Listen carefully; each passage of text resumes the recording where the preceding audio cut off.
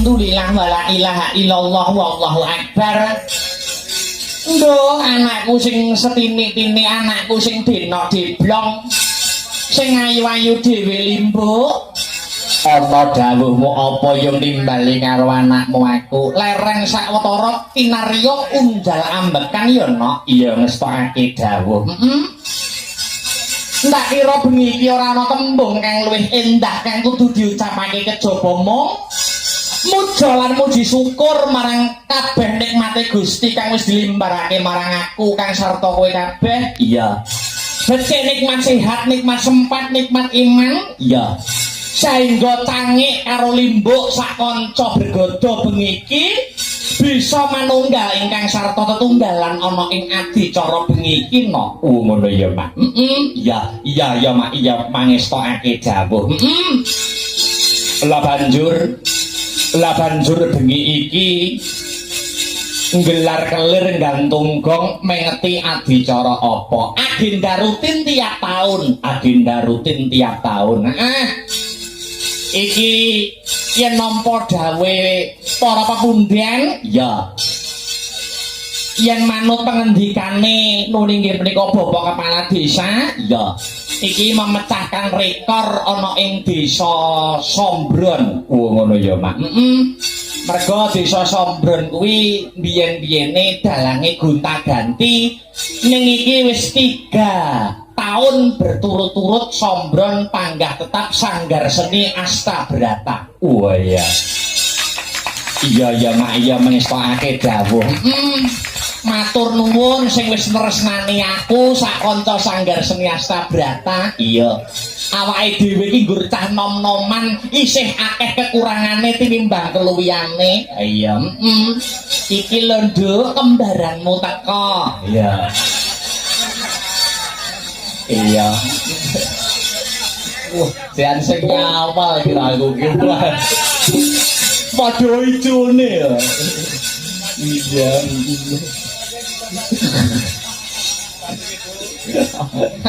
Alah. Layem belenggase. Iya. Adicarane agenda rutin tiap tahun. Ya kuwi adicara nyadranan sedekah bumi utawa bersih desa. Sing gelar tidak lain dan tidak bukan para pepunden-pepunden kuwi ingkang lenggah ana ing Desa Sombron Kecamatan Loceret no. Oh ngono ya, Mak. Iya ngestokake dawuh. Dadi iki acarane wujud syukure para warga masyarakat Sombron, wujud syukure warga masyarakat Sombron marang Gusti kang murbeng dumadi diaplikasikan, diimplementasikan lumantar adicara bersih desa kanthi cara gelar kelir gantung gong. Pancen wiwit biyen nama kuna kaya mangkono no. Oh iya, iya Mak, iya ngestake dawuh. 3 tahun berturut-turut matur nuwun warga masyarakat Sombron.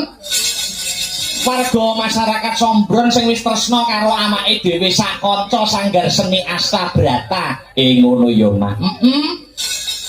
Ewa dene akeh kekurangane tinimbang keluwihane awake dhewe ngrumangsani isih dadi seniman ajar. Oh, seniman ajar. Seniman ajar, dumadi saka kanca nom-noman. Ewa dene sing awake dhewe sing masih belajar ning ditresnani karo para warga masyarakat nganti rambah kaping 3 iki wis jempol 2 luar biasa nggo Desa Sombron. Iya, alhamdulillah. Ketiga tahun ini awake dhewe iso nyambung balung pisah ngraketake tali paseduluran, tali silaturahmi karo para warga masyarakat kabeh, pepunden-pepundenku, kanca-kancaku, dulur-dulurku kang lenggah ana ing Sombron. Iya. Yang manut dawuh pangandikane Gusti Allah. Sapa sing seneng nyambung tali silaturahmi, nyambung tali persaudaraan, ngrembakake rasa paseduluran, fa insyaallah bakal dijembarke rezekine, fa insyaallah bakal didawake umure no. Oh iya. Pancen kuwi sing disesuwun karo para warga masyarakat ing Kukuban Desa Sombron kok, Mak. Pancen kaya mangkono. Mula ora iso matur apa-apa, ora iso ngucap sing maneka warna. Awake dhewe minangka dadi wakile kanca-kanca Sanggar Seni Astabrata. Ya. Mung bisa ngaturake panuwun kang tanpa pepindhan terima kasih yang sangat banyak. Iya Mak, iya. kunjuk karo sapa? Kunjuk dumateng mriku sedaya panitia ingkang ikut andil lumadhening pagelaran dalu sakmangke ingkang dipun pangarsani dening Bapak Sekdes. Ngono. Bapak Wahyu, Bapak Ketua Panitia, ngaturake panuwun Bapak Kepala Desa Sombron, Bapak Agus Harsono Sarjana Hukum, Iya. lan uga ngaturake panuwun kang tanpa pepindhan kunjuk dumateng seluruh warga masyarakat ing Desa Sombron kang ora bisa ndak sebutake siji mbaka siji sing wis percaya marang awake dhewe sak kanca Astabrata ketiban sampur kinen paring lelipur. Ngono ya, Mak. Iya, ngestokake dawuh. Ketiga kalinya ini tur karo dene iki uga disumbutke no. Oh, disumbutke ya. Iki uga saliyane para pemirsa sing rawuh ana ing lokasi, iki uga di live streaming. Oh, ngono. Lumantar channel YouTube Astabrata Media. Iya. Jadi sing ndongake kemajuan, ndongake apik kanggo Desa Sombron ora mung penonton kang rawuh ana lokasi, nanging sutresna seni lan budaya, wabil khusus pecinta wayang kulit sing memonitor lumantar channel YouTube kabeh padha melu ndongakake. Ujug kabeh warga masyarakat ana ing Desa Sombron. Ayo, Muga-muga sak rampunge seluruh rangkaian adicara Sombron, bersih desa utawa nyadran utawa sedekah bumi Sombron, Desa Sombron kedepannya dapat selangkah lebih maju dari tahun-tahun sebelumnya. Amin Allahumma. amin amin amin ya robbal alamin. Desa Baldatun, Thayyibatun, Barokun Gofur, Gemah Ripah Loh Jinawi Karta Tata Turaharja, Murah Sandang Kelawan Pangan, Cinaketok ing kamulyan, tinebena saka bencana alam. Kabeh warga masyarakate pinaringana rejeki kang kathah melimpah tur kebak marang barokah. Muga-muga sak rampunge ringgitan sing duwe masalah apa wae karo tangga teparo, karo kanca sanak kadang, karo sedulur enggal rampung. Amin. Sing pinaringan gerah muga-muga enggal pinaringan jangan. Amin. Sing duwe utang muga-muga sing ngutangi lali. Iya. Muga-muga ndang nyaur. Sapa ora diikhlasne ana. Oh iya. Wong yo jembar dodo. Hasbunallah wa ni'mal wakil.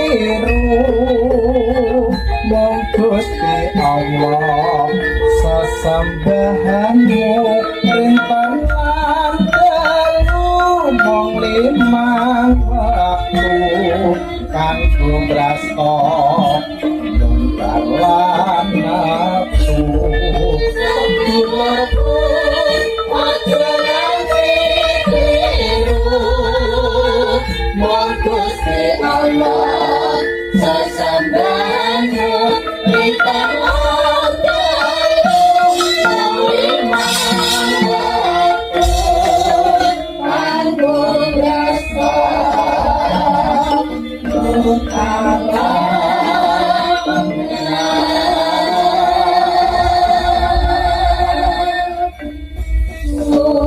Alhamdulillah wa syukurillah awake dhewe bengi iki saka kersaning Gusti Allah sowan komplit bisa sowan komplit. Kanca-kanca kang kagabung dening komunitas Sanggar Seni Astabrata. Iya. Komplit ora komplit dikomplit-komplitke wayang gamelan kanca-kanca wiyaga sinden kabeh nggawa saka omah. Oh iya. Iya Mak, iya ngestokake dawuh. Ya ngestokake dawuh. Kaya sing tak kandhake ana mau ngarep. Heeh. Mayoritas kanca-kanca Sanggar Seni Astabrata kuwi iso ditresnani karo masyarakat Sombron. Salah satu faktore merga kene kuwi mayoritasé kanca-kanca dumadi saka nom-noman utawa taruna. Oh, kanca-kanca nom-noman. Jadi kanca-kanca Astabrata kuwi mayoritas kuwi umure kurang luwih udakara selawenan. Oh iya, selawe sama rata gebuk rata selawenan. Oh iya.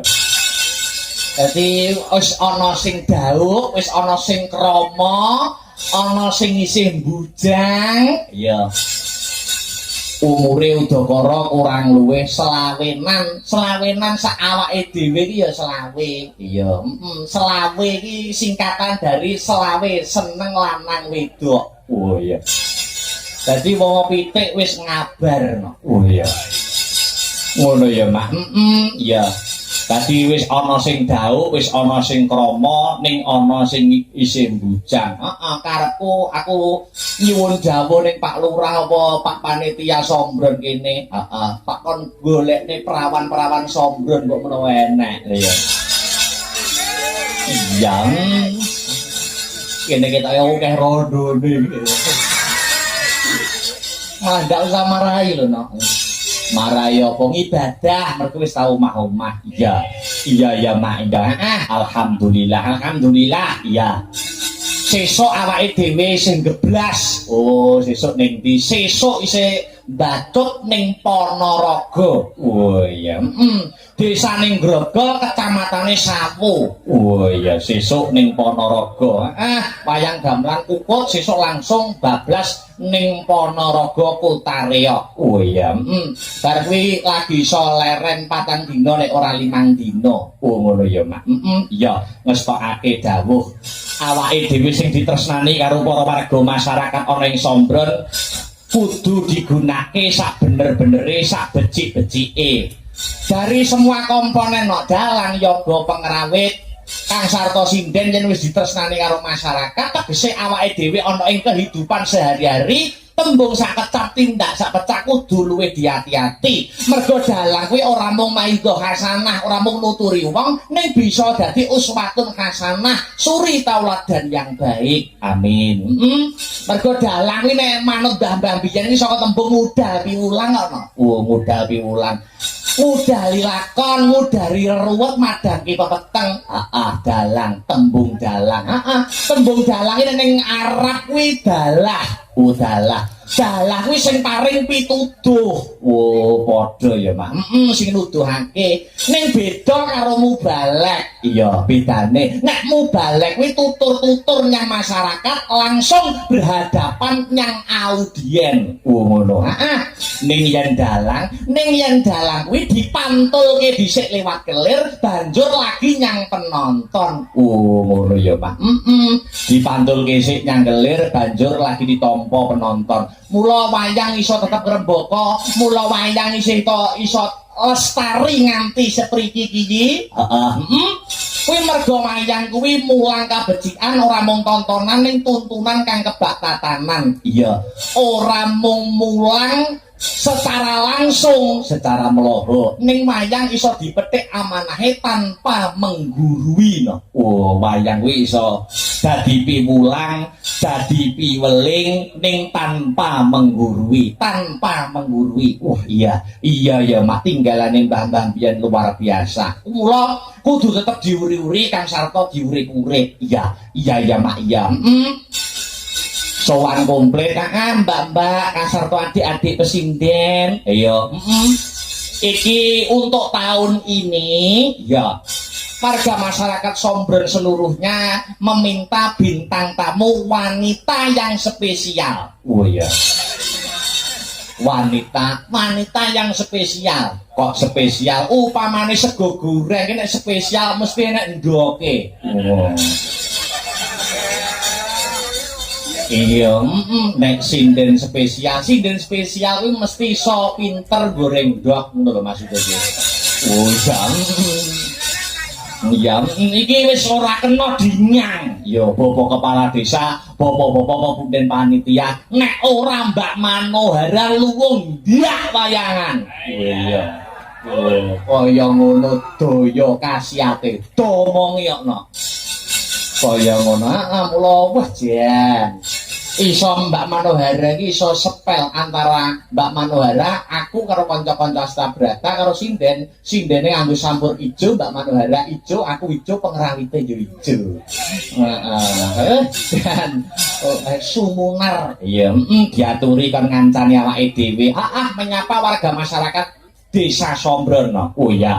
Sadurunge ngatur kita tembangan kang maneka warna. Diwalik larase slindru. Oh iya. Mbak Manohara karep ben jumeneng dikurmati nganggo apa serampat no. Oh iya.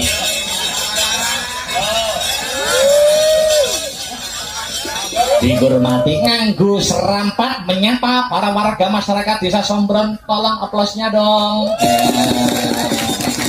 Dateke serampat ceko yo. Monggo Mbak Mano. Tarik.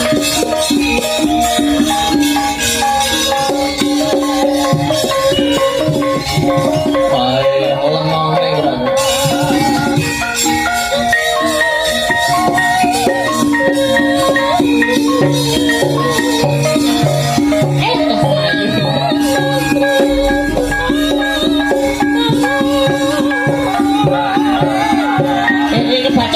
Kebacut. Oh menyapa. Ya. Keles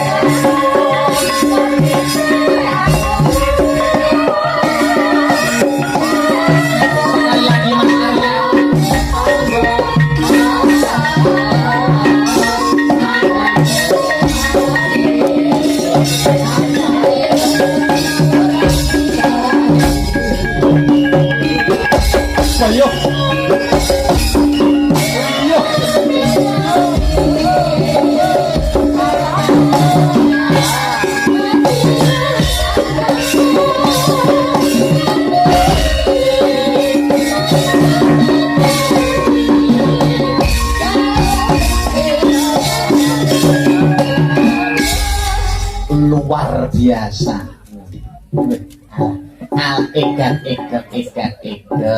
Egat. Dan Wilujeng dalu, selamat malam Mbak Manohara. Wilujeng dalu. Suaranya agak blorok ya malam ini. Batuk. Oh, agak sakit. Anu badannya Mbak Manohara apa rodok gak penak? Utake. Ora ya cangkeme ngene iki kok. Oh ya. Nah, lan jogetnya feminim banget kok suaranya. gitu ya? Feminim. Oke, bagaimana kabarnya Mas Akbar? Kabar saya. Alhamdulillah. Iki kaget tenan aku niki. Kaget tenan aku. Masa kan? Ya. Linan. Yo suwi ora petuk lho. Oh, ngono. Iya. Loh, wow. Selamat malam Mbak Menara, gimana Selamat kabarnya? malam, alhamdulillah baik. Aku tak menyapa warga masyarakat. Harus tumplek-plek ning kene ora Warga disapa. masyarakat mana? Sombron. Oh. Sombron dekat kecamatannya. Kecamatannya Loceret. Oh, Loteko. Wis Loteko lho. Teko ki praya ceret. Teko iki ceret. Jadi Loceret Loteko. Lo budget. Assalamualaikum warahmatullahi wabarakatuh. Alhamdulillah sing kene kompak-kompak, Mas. Kompak-kompak yang itu. Mergane kene sijine lungguh kursi. Kursi. Sijine lungguh apa sake. Tek sake engko bar dinggo mepe pari kaya gak telen nunuke. Yo pas nonton wayang mandi to yo. Oh, no. Iya no. Bengi-bengi ados. Iya no, Ora masih apa-apa. ora apa-apa. Ya aku tak ganti menyapa sing ning kono. Iya. Alah, kita yo ngono lho Mas pinter.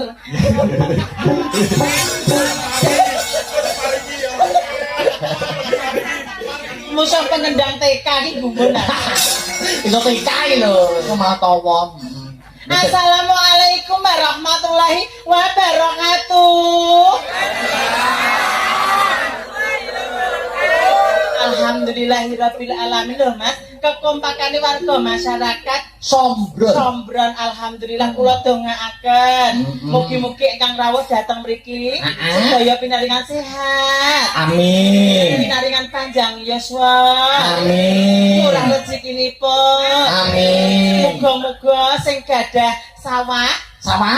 heeh Mas, tak panenane melimpah. Amin. Oke, ada Mas Akbar, ada Manohara. Loh, itu penonton Asta Brata Media yang di YouTube itu sudah menyimpulkan. Nah, Mas Akbar dan Mbak Manohara itu senasib serumpun sepenanggungan. nah, Ibaratnya Mbak Manohara kuwi susah, aku yang melok ngrasake melok susah. rasane susah deh kene. Oh ya, terus. Mbak Manohara ngrasake seneng, aku yang ngrasake seneng. Oh, iya, Iya, jadi seneng bareng. Wong seneng bareng. Mm-mm. Apa mau aku ngrasakne penak? Ya aku yang ngrasake penak wong sedulur kok. Sedulur ya, Mas. Tega larane ora tega Ora tega patine. batine.